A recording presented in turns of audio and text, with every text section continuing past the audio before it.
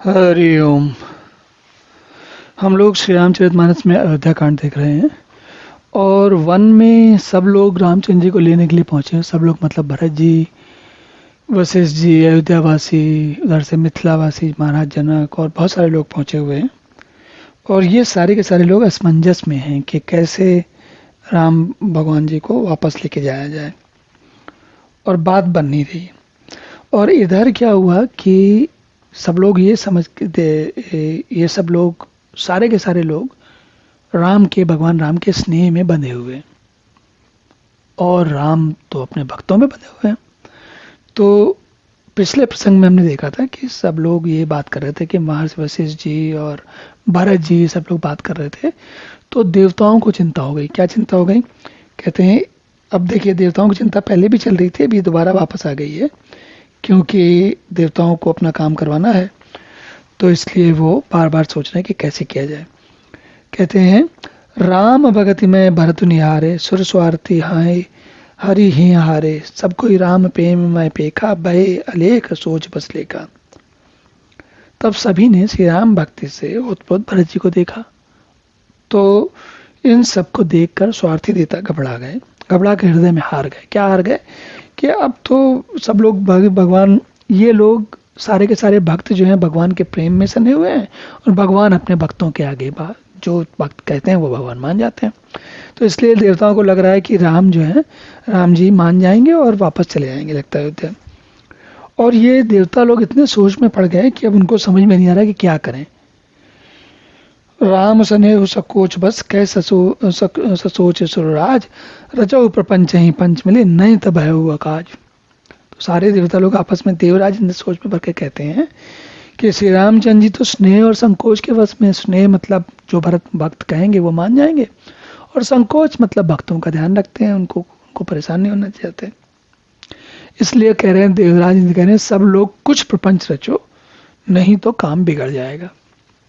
अब ये बात हमने देवताओं की कई बार देखी है, पहली बार नहीं देखी है।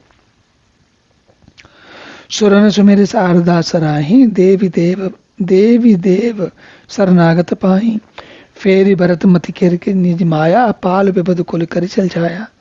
देवताओं ने अब फिर से सरस्वती जी की स्मरण किया कि भाई, जब मन के ऊपर नियंत्रण के लिए क्या चाहिए? बुद्धि चाहिए, नहीं तो मन तो अपने भावनाओं में बह जाता है। तो देवताओं ने सरस्वती जी का स्मरण किया कि भाई बुद्धि दो। देवताओं ने सरस्वती जी का स्मरण किया कि हे देवी, आपके शरणागत हैं, रक्षा कीजिए और अपनी माया रचकर भरत की बुद्धि को फेर दीजिए और छल की छाया करके देवताओं के कुल का पालन कीजिए, तो सारे देवता बचे रहें। अब देवता बचे रहेंगे तो ऐसा नहीं है कि देवता कोई अपने लिए बचे रहना चाहते हैं। देवता तो हम जानते हैं मनुष्य के लिए, संसार के लिए। देवताओं का काम ही है सारे संसार की रक्षा करना, इसलिए तो देवत्व है। देते हैं, वो अपना सब कुछ दे के जीवन चलाते हैं। तो देवताओं को हम ये मन में सोचें कि नहीं नहीं वो तो बड़े गड़बड़ हैं, वो बात सही नहीं है। वो तो केवल संसार चलता रहे, और संसार में क्या समस्या आई हुई है? हम लोग इस पूरे प्रसंग में भूल गए हैं कि संसार में रावण और उसके जैसे बहुत सारे लोगों का आतंक और उनके कारण सारी समस्या आई हुई है। तो समस्या, उस समस्या से निपटना है, ऐसा नहीं है कि कोई छोटी मोटी समस्या है। तो जब इन्होंने ये बात कही, ये बात स्थिति आई, अब ये देवताओं की स्थिति देखिए। देवता जो है थोड़ी थोड़ी देर बाद घबरा जाते हैं। क्या घबरा जाते हैं? कि भाई क्यों देवता घबराते क्यों? ये सोचने की बात है, देवता क्यों घबरा जाते हैं भाई। और पौराणिक कथाओं में देवताओं के घबराने की बात बार बार आती है। ऐसा क्यों होता है? और ऐसा क्यों होता है कि देवता जो होते हैं वो मनुष्य से दुर्बल दिखते हैं। मनुष्य के पास जो क्षमताएं हैं उससे देवताओं की क्षमताएं कम दिखती हैं। तो उसका अगर उत्तर सोचा जाए तो लगभग कुछ ऐसा है, लगभग कुछ ऐसा है। कैसा है? कि मनुष्य जो है वो अपनी बुद्धि के बल पे कुछ भी कर सकता है, अच्छा बुरा सब सोच सकता है। देवता लोग असल में स्वयं कोई कुछ चक्र नहीं कर सकते, उनको भगवान ने ये क्षमता दी ही नहीं है। लेकिन भगवान ने ही देवताओं को ये काम दिया हुआ है कि भाई सारे जगत को संभालना तुम्हारा काम है। जो देवासुर संग्राम होता है, अमृत मंथन होता है, वो सब क्यों होता है? देव और असुर का संग्राम क्यों होता है? असुर चाहते हैं कि सारी सब प्रकृति नष्ट हो जाए, हम केवल बचे रहें, स्वयं बचे रहें वो, और प्रकृति नष्ट हो जाए। प्रकृति नष्ट हो तो जो हो, हमारा जो काम है, हमारी जो इच्छा है वो चलनी चाहिए। देवताओं का क्या काम होता है? देवता जो होते हैं, चाहे अग्निदेव हो, चाहे इंद्रदेव हो, चाहे वरुण देव हो, चाहे और जो भी भूदेव हो, जितने भी सारे देवता हैं, वो सारे देव क्या करते हैं? वे खुले मन से अपना सब कुछ दे देते हैं ताकि प्रकृति चलती रहे। तो पौराणिक कथाओं में देवताओं को मनुष्यों से दुर्बल दिखाया जाता है कई बार, लेकिन उसके पीछे बात समझने की ये है कि वो चाहते किसका, देवता किसका ही चाहते हैं? केवल अपना ही थोड़ी चाहते हैं। वो तो रहेंगे नहीं रहेंगे, भगवान ने उनको बहुत कुछ दे रखा है। उनको मनुष्यों की तरह उनकी आवश्यकताएं निर्भरताएं भी नहीं है, सारी आवश्यकताएं निर्भरताएं मनुष्यों की हैं। तो देवता जो होते हैं उनको भगवान ने काम पकड़ाया हुआ है कि तुम्हें मनुष्यों को, प्रकृति को संभालना है, और असुरों को काम पकड़ाया हुआ है कि तुम्हें बिगाड़ना है। दोनों भगवान के असुर भी भगवान से बाहर तो है नहीं। तो इस सारे प्रक्रिया में बात यह है कि देखिए, देवता स्वयं कर सके ना कर सके, वो हमेशा बार बार प्रकृति की रक्षा के लिए तत्पर रहते हैं।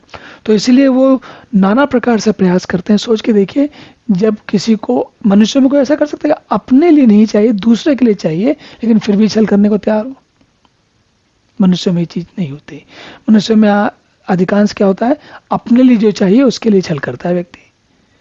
तो कथाओं में, रामचरितमानस में भी और पौराणिक कथाओं में भी, जो देवताओं के बारे में उनको ऐसा करके दिखाते हैं कि कई बार बताया जाता है कि वो कैसा कर रहे हैं, वैसा कर रहे हैं, वो सारा का सारा उनका कार्य केवल मनुष्यों की, प्रकृति की रक्षा के लिए होता है। और प्रकृति की रक्षा में सर्वोपरि प्राणी है मनुष्य, तो मनुष्य समेत सारी प्रकृति की रक्षा के लिए होता है।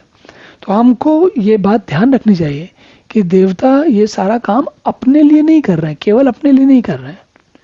प्रकृति चलती रहे, जो परमात्मा की प्रकृति है उसको चलाने, जैसे होता है ना कि जो बड़ा मालिक होता है वो सारे काम खुद थोड़ी करता है। भगवान सारे काम खुद नहीं करते, बहुत सारे कामों के लिए अलग अलग लोग रहते हैं। कुछ कामों के लिए मनुष्य हैं, कुछ कामों के लिए और काम और प्राणी हैं, और इसी प्रकार देवता है।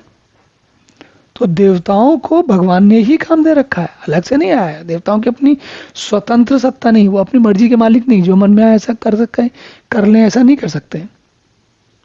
इसलिए सहज भाव में इस बात को समझना चाहिए कि इंद्र को, देवताओं को बार बार ऐसी चिंता क्यों हो जाती है कि भाई कैसे भगवान राम वन में बने रहे, क्योंकि वो चाहते हैं कि राक्षसों का अंत हो। चलिए अभी सत्र में ही रुकते हैं, अगले सत्र में पुनः मिलेंगे, तब देखते हैं कि सरस्वती जी इसके बारे में क्या उत्तर देती हैं। तब तक के लिए हरि ओम।